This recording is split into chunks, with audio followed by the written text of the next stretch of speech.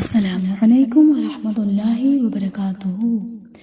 رب اشرح لی صدری ویسر لی امری واحلل عقدۃ من لسانی یفقهوا قولی ربنا زدنا علما اللهم فقهنا في الدین اللهم صل وسلم علی نبینا محمد صلی اللہ علیہ وآلہ وسلم۔ صبح و شام کے اذکار میں آج ہم دیکھیں گے آیت الکرسی۔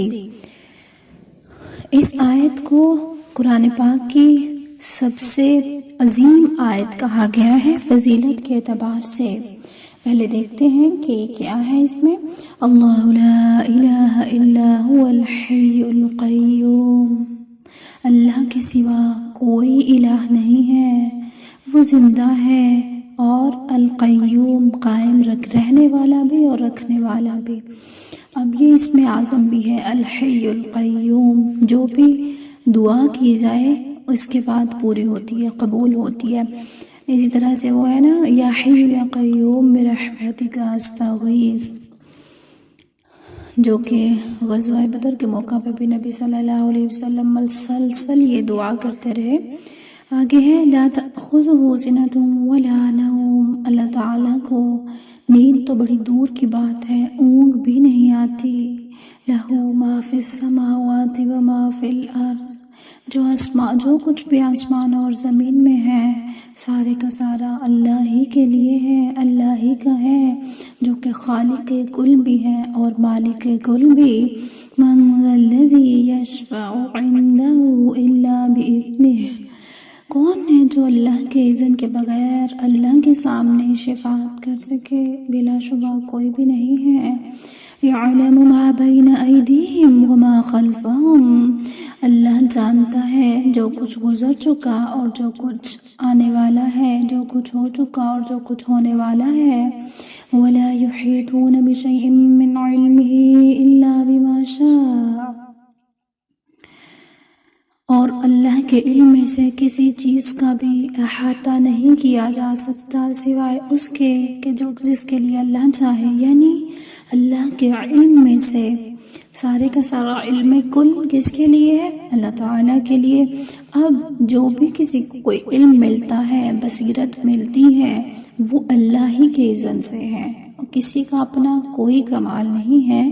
اگر کسی کی کوئی بصیرت کے لحاظ سے یا علم لحاظ سے کچھ اچیومنٹ ہے تو وہ اس میں اس کا اپنا کوئی کمال نہیں ہے، یہ سارا کا سارا اللہ تعالیٰ کو ہی کریڈٹ جاتا ہے، وہ جسے چاہے عطا کرے۔ اللہ تعالیٰ ہم سب کے علم میں بھی اضافہ فرمائے۔ ربنا زدنا علما وسع کرسیہ السماوات والارض، اللہ تعالیٰ کی کرسی آسمان اور زمین تک وسیع ہے۔ ولا یؤودہ حفظہما وہو العلی العظیم، اور ان کی حفاظت دونوں کی، زمین اور آسمان کی، اللہ تعالیٰ کو نہیں تھکاتی اور وہ بہت بلند اور بہت عظمت والا ہے۔ اللہ اکبر کبیرہ قرآن پاک کی سب سے عظیم آیت، اور اس کے اندر مین کیا ہے؟ اللہ تعالیٰ کا تعارف کہہ لیں، کریکٹرسٹکس کہہ لیں، خوبیاں کہہ لیں۔ اور اس آیت کے بارے میں آتا ہے کہ محمد بن ابی بن کعب اپنے باپ سے روایت کرتے ہیں کہ ان کے کھجوروں کے کھیت تھے، تو وہ اس میں ہر رات کیا کرتے؟ کمی دیکھتے۔ تو ایک رات انہوں نے چور کو پکڑ لیا، اور وہ چور کون تھا؟ جانور سے مشابہ ایک نوعمر لڑکا تھا۔ انہوں نے اس کو سلام کیا تو اس نے جواب دیا۔ انہوں نے کہا تم کون ہو، یعنی جن ہو یا انسان ہو؟ تو اس نے کہا میں جن ہوں۔ انہوں نے کہا اپنا ہاتھ میری طرف بڑھاؤ، تو اس نے اپنا ہاتھ بڑھایا۔ اس کا ہاتھ کتے کے ہاتھ کی طرح تھا اور اس کے بال کتے کے بال کی طرح تھے۔ انہوں نے پوچھا کیا اس طرح سے جنوں کی تخلیق ہوتی ہے؟ اس نے کہا جن یہ جانتے ہیں کہ جنوں میں مجھ سے زیادہ شدید اور کوئی نہیں ہے۔ انہوں نے کہا تم میرے پاس کیوں آئے ہو؟ اس نے کہا ہمیں خبر ملی ہے کہ تم صدقہ کرنا بہت پسند کرتے ہو، تو ہم تمہارے کھانے میں سے اپنا حصہ لینے آئے ہیں۔ انہوں نے کہا کیا چیز مجھے تم سے بچا سکتی ہے؟ اس نے کہا وہ آیت جو سورۃ البقرہ میں ہے، اللہ لا الہ الا هو الحی القیوم، جو کوئی اسے رات کو پڑھے گا وہ صبح تک ہم سے پناہ میں رہے گا، اور جو کوئی صبح اسے پڑھے گا وہ رات تک ہم سے پناہ میں رہے گا۔ پھر جب صبح انہوں نے اس سارے واقعے کا ذکر رسول اللہ صلی اللہ علیہ وسلم سے کیا تو آپ صلی اللہ علیہ وسلم نے فرمایا اس خبیث نے سچ کہا ہے، یعنی جن ویسے تو جھوٹے ہوتے ہیں لیکن اس کی یہ بات سچی ہے۔ اللہ اکبر کبیرہ، خود ہی بتا گیا کہ انسان کو جنات سے محفوظ کیسے رکھا جا سکتا ہے، یا وہ کیسے محفوظ رہ سکتے ہیں، اور وہ ہے کیا؟ وہ آیت الکرسی۔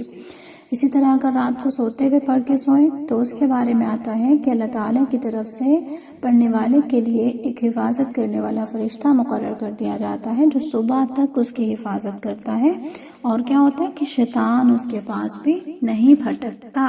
سبحان اللہ۔ اللہ تعالیٰ ہمیں صبح و شام کے اذکار جو ہے وہ باقاعدگی سے کرنے کی توفیق عطا فرمائے۔ اس کے علاوہ آیت الکرسی ہر فرض نماز کے بعد پڑھنے کے بارے میں آتا ہے کہ جو بھی کوئی ہر فرض نماز کے بعد آیت الکرسی پڑھے گا اس کے اور جنت کے درمیان کوئی رکاوٹ نہیں سوائے موت کے، یعنی ادھر موت آئی ادھر جنت کی خوشخبری۔ سبحان اللہ، سبحانک اللہم و بحمدک، نشہد ان لا الہ الا انت، نستغفرک ونتوب الیک۔ السلام علیکم ورحمۃ اللہ وبرکاتہ۔